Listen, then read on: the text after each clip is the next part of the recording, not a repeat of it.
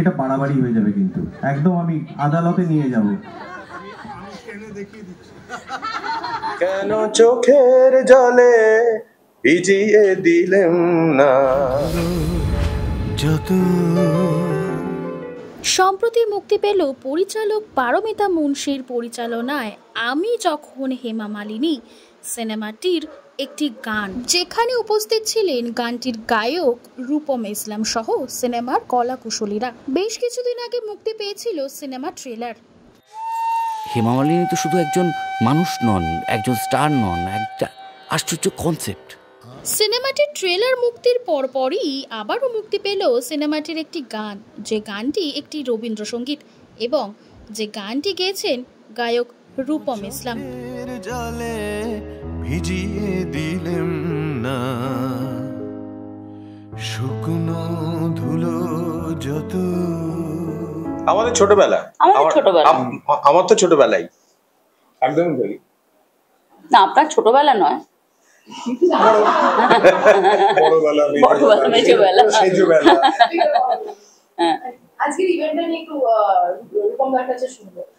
আজকের ইভেন্টটা হচ্ছে আমি যখন হেমা মালিনী এই ছবির জন্য আমার গাওয়া, এবং এই গানটার দায়িত্বে আমি ছিলাম।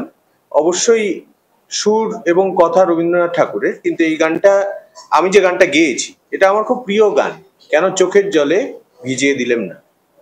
এই গানটা পারমিতার ছবির জন্য, আমি যখন হেমা মালিনীর ছবির জন্য, যেখানে চিরঞ্জিত দা নায়কের ভূমিকায় আছেন, আমি আবার নতুন করে গেয়েছি এবং তৈরিও করেছি বলা চলে, প্রোডাকশন করেছি।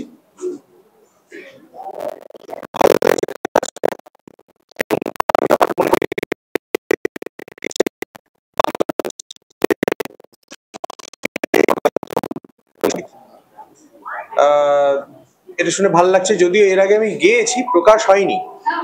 এরকম গান আছে, অন্য চলচ্চিত্রের জন্য আমি রবীন্দ্রসঙ্গীত রেকর্ড করেছি, সেসব প্রকাশিত হয়নি। সিরিয়ালের জন্য গেয়েছি, প্রকাশিত হয়েছে। যারা আমার গান নিয়ে চর্চা করেন তাদের কাছে হয়তো আমার গাওয়ার রবীন্দ্রসঙ্গীত আছে, কিন্তু এটা তো ঠিকই যে বাংলা চলচ্চিত্রের পর্দায়, বড় পর্দায় এবং অডিটোরিয়ামে আমার গাওয়া রবীন্দ্রসঙ্গীত এই প্রথমবার মানুষ শুনবেন, এবং আপনারাই বলবেন কেমন হয়েছে। আজকে রিলিজ করছে টিপসের মাধ্যমে, টিপস মিউজিকের মাধ্যমে।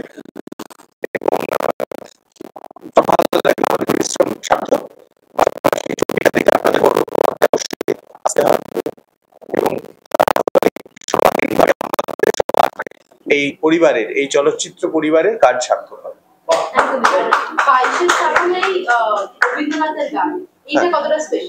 এটা তো পারমিতা দিনটি নির্ধারণ করেছেন, উনিই বলতে পারেন। 22শে শ্রাবণের রবীন্দ্রনাথের গান স্পেশালি আমাকে যখন কলকাতা ক্যারাভান থেকে এবং বিগ এফএম এর যে উদ্যোগে আজকে হচ্ছে, রাই যখন আমাকে বললো 8, 9, 10 হবে, তো আমি দেখলাম 8 তারিখ 22শে শ্রাবণ। আমি রূপমকে বললাম, তাই 22শে শ্রাবণ রবীন্দ্রনাথের গান রিলিজ করার এটা সমাপতন, এটাকে কি আমরা হাতছাড়া করবো? তো আমরা হাতছাড়া করিনি, সেই জন্য আমরা খুব একেবারে উদ্দেশ্য প্রণোদিত ভাবেই 22শে শ্রাবণ গানটাকে রিলিজ করছি। এটা একরকম ভাবে শ্রদ্ধা তর্পণ জানানো। আমাদের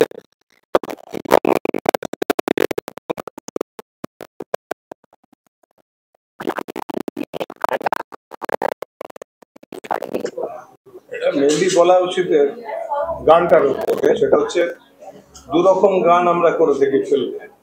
একটা হচ্ছে গানটা আমি শুনতে পাই, আমরা লিপ দিই, যে গান গাই যখন আমাদের লিপে থাকে, আর যখন ব্যাকগ্রাউন্ডে থাকে গান, এরকম বহু বহু বহু গান, আর বেশি দিন তো নেই, 46 বছর সিনেমা করি, তো তার মধ্যে থেকে আমি এরকম বহু ছবি করছি, ব্যাকগ্রাউন্ডও হয়েছে। এখানে খুব একটা ইন্টারেস্টিং ব্যাপার আছে, এই পুরোটা ডিপেন্ড করে ডিরেক্টরের উপর অ্যান্ড ক্যামেরাম্যানের উপর। তারা ছবি শর্টগুলোকে, গানটাকে বলে দিলে ফেলে যে এখানে আমরা গান ইউজ করবো, তখন সে কিভাবে সাজিয়ে, যেভাবে সে সাজিয়ে দেবে সেইভাবে পিকচারাইজ হবে, এবং সেটা পিকচারাইজ হওয়ার পর যখন এডিট করে গানটাকে তার উপর চাপানো হবে, সেটা কত সুন্দর লাগে। অনেক সময় হয়তো কত ভালো নাও লাগছে, অনেক সময় খুবই ভালো।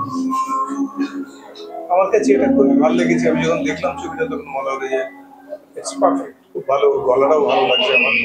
তার সঙ্গে সিচুয়েশনটা ভালো, মন্টাজটা ভালো, খুবই ভালো। এটা তো অদ্ভুত ছবি একটা, মানে সেই যখন আমি যদি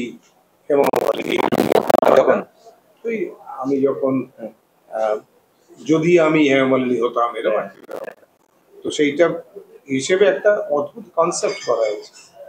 সেই কনসেপ্টটা আই লাইক, ভালো হয়েছে।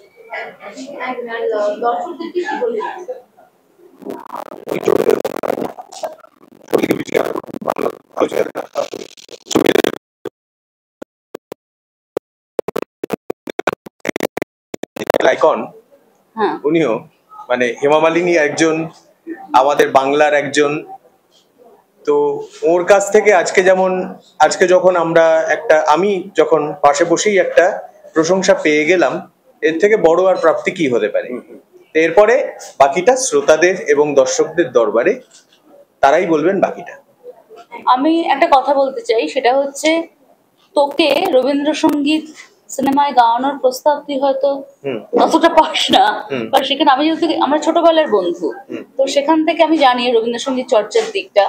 তো আমি ওকে একটা লোকেশন রেখে করতে গিয়েছিলাম এবং এই সিনেমার সঙ্গে রিলেটেড হয়ে আমি ওকে ফোন করলাম যে কোনো রবীন্দ্রসঙ্গীত গাইবি সিনেমাটায়, ওটা থমকে গেছিল, কিন্তু তারপরে রাজি হয়েছিল আর কি। ঘটনাস্থলে সেটা আমি সেই ফোনটা বোলপুর থেকেই করেছিলাম রেকি করতে গিয়ে, এবং আজকেও 22শে শ্রাবণ রবীন্দ্রনাথ কিভাবে জুড়ে যান না আমাদের সঙ্গে, একদম অদ্ভুতভাবে জুড়ে যান, মানে এটা মানে আমি তো বাড়িতে সময় অসময়ে সবসময় রবীন্দ্রসঙ্গীত গাই, এবং তার ছাপ আমার নিজের যে রচনা তার মধ্যেও পড়ে। আমার নিজের তৈরি করা গানের মধ্যেও বারবার রবীন্দ্রসঙ্গীতের লাইন ঢুকে পড়ে, সেটা অবচেতনেই ঢুকে পড়ে। শিক্ষিত মধ্যবিত্তের তো একটা মূলধন রবীন্দ্রনাথ বাঙালির। আর এমনিতে আরেকটা জিনিস হচ্ছে অত বড় একজন প্রতিভা, তো আমরা এখনো সেটাকে ছাপিয়ে উঠতে পারি। আজও এত বছর বাদেও তিনি আমার ছাপিয়ে উঠবার প্রয়োজনই বাকি, সেটাও না হতে পারে, এভলিউশন। মানে আমি যেটা বলতে চাই সেটা হচ্ছে যে আমাদের হাতে খড়ি তো ওই গান দিয়েই হয়। আমারও জীবনে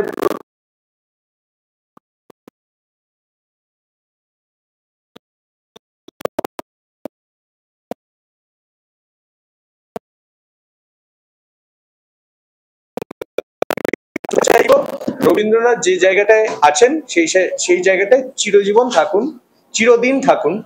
তার কারণ শুরুটা খুব ভালো হয়, এবং পরে গিয়েও রবীন্দ্রনাথের তো নানা স্তর যখন আমরা আবিষ্কার করতে করতে যাই, সেটাও কিন্তু সহায়ক হয় এখনো পর্যন্ত।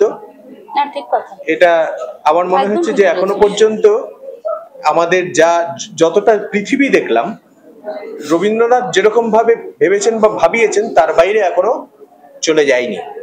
ভবিষ্যতে কি হবে জানি না।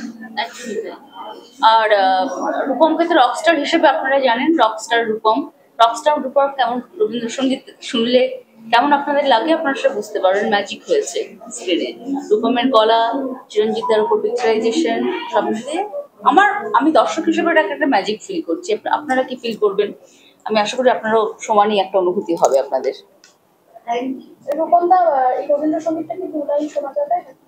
কেন চোখের জলে ভিজিয়ে দিলেম না শুকনো ধুলো যত, কে জানি তো আসবে তুমি গো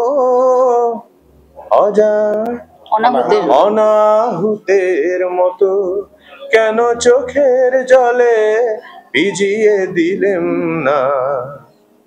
হেমা মালিনী,